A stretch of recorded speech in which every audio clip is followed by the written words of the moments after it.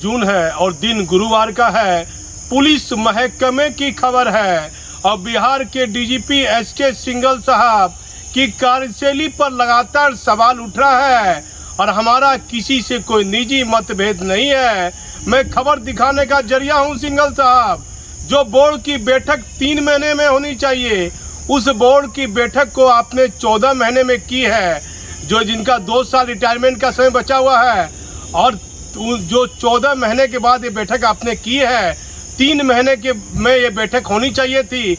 जो सही समय पर जिनका रिटायरमेंट होने वाला है उनका सही समय पर हस्तांतरण हो जाता है, लेकिन 14 महीने के बाद जो बैठक हुई है इसको लेकर कई तरह के सवाल उठ रहे हैं और 925 पुलिस कर्मियों का तबादला किया गया है ये 2 साल वाली बोर्ड की बैठक में, जिसमें सिपाही है, इंस्पेक्टर है, जमादार है और दरोगा है, कई लोग हैं, जिसमें 3 पुलिस इंस्पेक्टर का तबादला भागलपुर जिला हुआ है, 10 दरोगा का तबादला भागलपुर जिला हुआ है, कई जमादार और सिपाही का तबादला भागलपुर और बांका जिला हुआ है।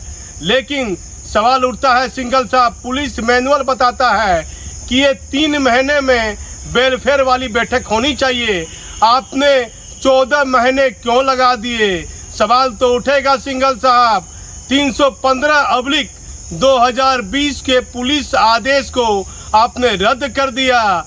देखिए 2 साल पहले ये आदेश निकला था, यदि आपको रद्द करना रहता तो जिस समय आप डीजीपी का पदभार ग्रहण किए थे उसके कुछ महीने के बाद आपको ने ये पुलिस के आदेश को आपको रद्द कर देना था। लेकिन 13 जून को आपने ये आदेश रद्द किया है। जब 26,000 पुलिसकर्मी के हस्तांतरण को लेकर बातें चल रही है तो आपने 315/2020 के आदेश को रद्द कर दिया। इसमें एक अहम बिंदु था कि सभी पुलिसकर्मी को 5 जिला भेजना है, 5 जिले में किसी एक जिले में उनकी पोस्टिंग हो जाएगी, लेकिन उस बिंदु पर भी आपने विचार नहीं किया और 315/2020 के आदेश को आपने नहीं माना। पूर्व के डीजीपी से आपका क्या मतभेद था ये मैं नहीं जानता हूँ, लेकिन 315 वाले आदेश को नीतीश कुमार की ही सरकार थी और नीतीश कुमार के ही डीजीपी थे, तो आपने उस आदेश को क्यों नहीं माना? सवाल तो उठेगा सिंघल साहब कि कहीं हस्तांतरण को लेकर पुलिस के नियम में कहीं गड़बड़ियां तो नहीं हो रही है। और जो बैठक 3 महीने में होनी चाहिए वह बोर्ड की बैठक 14 महीने में क्यों हुई है? और इसमें एक अहम सवाल और है, 94 बैच में जो दरोगा बहाल हुए थे, जो पुलिस इंस्पेक्टर हो गए हैं, उनको डीएसपी में प्रमोशन होना था, लेकिन कई सालों से प्रमोशन का कार्य बाधित है। कई पुलिसकर्मी कहते हैं कि कोर्ट में मामला पेंडिंग है, लेकिन राज्य सरकार के मुखिया नीतीश कुमार को देखना होगा कि जो 1994 में बहाल जो पुलिसकर्मी हुए थे उनका प्रमोशन किन कारणों से बाधित है, क्योंकि कई तो रिटायर कर गए और कई की नौकरी बड़ी कम साल बची हुई है।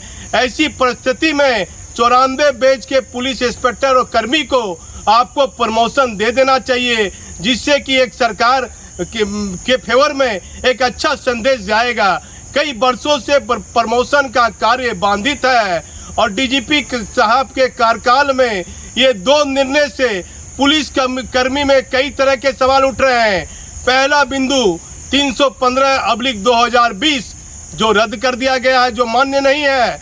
नीतीश कुमार के शासन में पूर्व के डीजीपी और एडीजीपी ने यह पुलिस आदेश संख्या लागू किया था और बिहार के डीजीपी ने लिख दिया 13 जून को कि राज्य सरकार की सहमति नहीं थी। अब बिहार के मुख्यमंत्री को देखना होगा कि 315 वाले मामले में, दोनों मामले का अध्ययन कीजिए माननीय मुख्यमंत्री जी, किस डीजीपी ने गलती की है ये भी जानना जरूरी है। और जो बोर्ड की बैठक 3 महीने में होनी चाहिए, उस बोर्ड की बैठक में 14 महीने क्यों लगे हैं, ये एक अहम सवाल है। इससे पहले जितने भी डीजीपी थे, ये बोर्ड की जो रिटायरमेंट वाली बैठक होती थी ये 3 महीने में होती थी, लेकिन वर्तमान डीजीपी साहब ने 14 महीने क्यों लगा दिए? कई तरह के सवाल सिंघल साहब उठ रहे हैं। आपका 6 महीना कार्यकाल बचा है, एक सिपाही और एक इंस्पेक्टर के तबादले की बात नहीं है, कई हजार पुलिसकर्मी के तबादले की बात है। पूरे पुलिस विभाग के लिए ये नियम लागू होगा। आपको जन कल्याण पुलिस विभाग को कल्याणकारी काम आपको करना है डीजीपी रहते हुए, कि आपके रिटायरमेंट के बाद पुलिस विभाग में आपका अच्छा नाम लिया जाए। लेकिन इस 3 महीने की जो 14 महीने में ये बैठक हुई है, इसमें पुलिस विभाग में कहीं ना कहीं नाराजगी देखी जा रही है और राज्य सरकार के मुखिया को ऐसे मामले में गंभीरता लेनी चाहिए। मैं भागलपुर से दीपक नौरंगी।